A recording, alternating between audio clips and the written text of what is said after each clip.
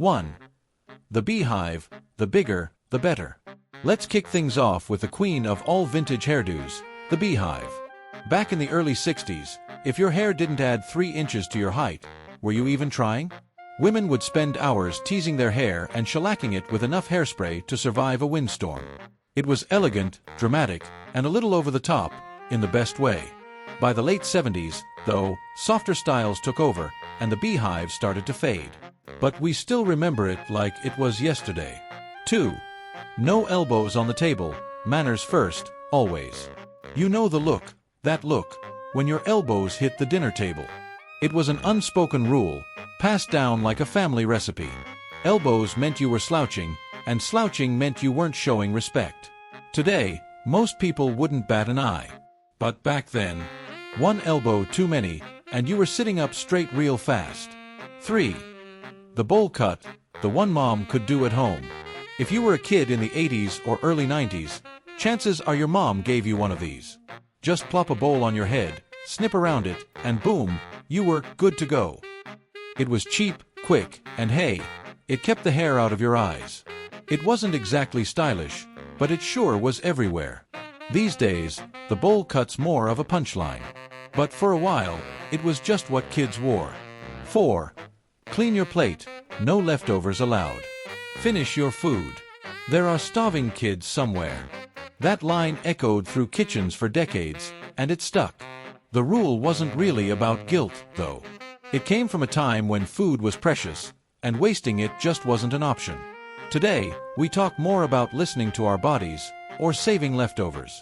But that old, clean your plate mentality? It's hard to forget. 5. Feathered hair, the Farrah flip everyone wanted. If you had hair in the late 70s, you probably tried feathering it at least once. Blow it back, curl it out, it was soft, full, and effortlessly cool. Farrah Fawcett made it famous, but teens across America were chasing that perfect flip. Guys had it, girls had it, even yearbook photos weren't safe. Eventually, the trend fizzled out in favor of flatter, sleeker styles. But the feathered look? Pure retro magic. 6. Asked to be excused. Dinner time wasn't over till you said so. You didn't just get up from the table.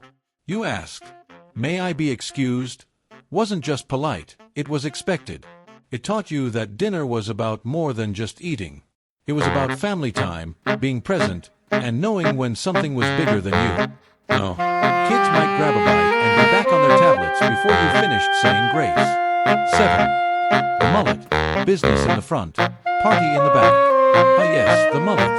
It's hard to talk about hair history without mentioning this glorious contradiction. Short and neat in the front, long and wild in the back.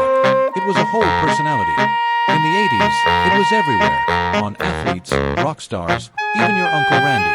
We joked about it later, sure, but when it was in. And who knows? It's had a few surprise comebacks lately. 8. No phones at the table, just you, me, and dinner. Before phones got smart, dinner time was sacred. The house phone didn't ring. The TV stayed off. You sat, you talked, you passed the rolls. Now, it's more common to see everyone scrolling through screens than making eye contact. But back then, that half hour at the table was when the world slowed down. 9. The afro, big, bold, and beautiful. In the 60s and 70s, the afro wasn't just a hairstyle, it was a statement. Wearing your natural hair was about pride, identity, and saying, "This is who I am." It was bold, beautiful, and powerful, and it inspired generations. Over time, other styles came and went, but the afro's legacy never left.